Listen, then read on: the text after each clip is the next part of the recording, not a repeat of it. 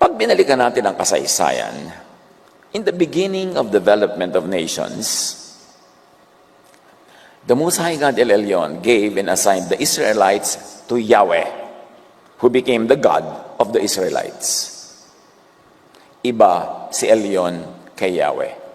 Kaya pag sinabi niyang, I am the light, may the light. Ibig sabihin, meron diyang hindi light. Akala nyo lang light siya. Kumusta ba ang Israel bago dumating si Jesus? Amos 5:18, kahabag-habag kayo na naghihintay sa pagdating ng araw ni Yahweh. At ang araw ni Yahweh, don't mistake it for araw ni Jesus. Magkaiba yun. Kahabag-habag kayo na naghihintay sa pagdating ng araw ni Yahweh. Yun ang magiging araw ng kadiliman, hindi ng kaliwanagan. So as you can see here, kita-kita agad yung contrast. Jesus comes as light, and Amos tells us that ang araw ni Yahweh is a darkness, kadiliman, hindi kaliwanagan. Sigurado marami sa inyo ay nakakakilala sa kanya at marami ang nakikinig sa kanya. Nagpapakilala na ang mga lobo na nagaan yung tupa. Sinasabi niya dito na magkaiba si Yahweh at si El Elyon. At kadiliman lang daw si Yahweh at si Jesus Christ ang liwanag. At ang pagkakakilanlan nila kay Yahweh ay magnanakaw, sinungaling at pumapatay.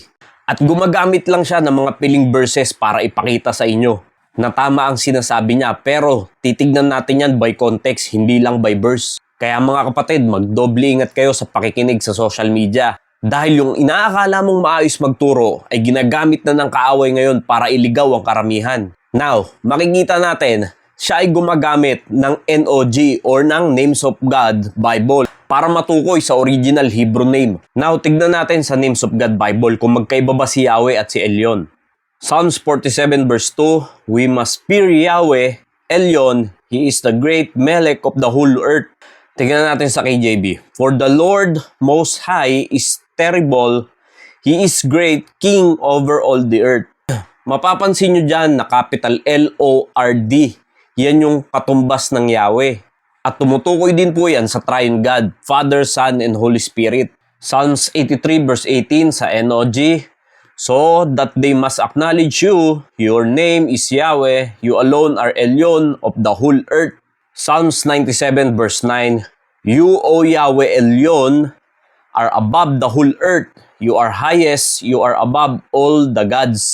Malinaw dyan mga kapatid na hindi iba si Yahweh at si Elyon, kaya huwag kayo agad magpapadala sa maling katuruan ng taong ito dahil ililigaw lang kayo niyan. Ito pa sabi niya, puro daw kadiliman si Yahweh at si Jesus Christ, siya lang yung liwanag.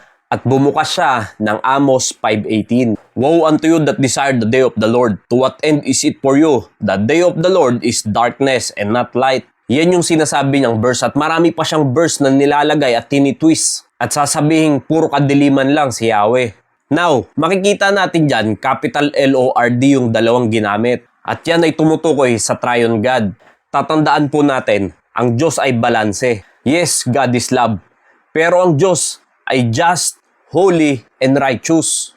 Kaya ayaw ng Diyos ang hindi kabanalan, lalo na yung mga taong wala pa sa Panginoong Jesucristo at patuloy na gumagawa ng kasalanan sa harapan ng Diyos. Kaya darating ang isang araw, ibubuhos ng Diyos ang galit niya sa sanglibutan dahil sa kasalanan. Pero ang tanong, nagkulang ba ang Diyos sa paalala sa mga tao? At kung yan lang yung tinitignan niyang verse sa Amos 5:18, tignan muna natin yung sinabi niya bago yan. For thus saith the Lord unto the house of Israel, seek ye me, and ye shall live. Nakita natin, ginamit na naman dyan yung capital L-O-R-D or Yahweh. Napakalinaw ng sinabi ng Diyos dyan na hanapin siya at makakasumpong sila ng buhay. Hindi pa paghahatol agad yung sinabi niya. Seek good and not evil that ye may live, and so the Lord, the God of hosts, shall be with you as ye have spoken. Meron bang darkness na sasabihin niyang lumakad ka sa kabutihan at huwag sa evil? Dahil kung yung sinasabi ni Ed Lapis na ang Yahweh ay darkness, sana sinabi diyan na huwag kang lumakad sa good, kundi doon ka lang sa evil.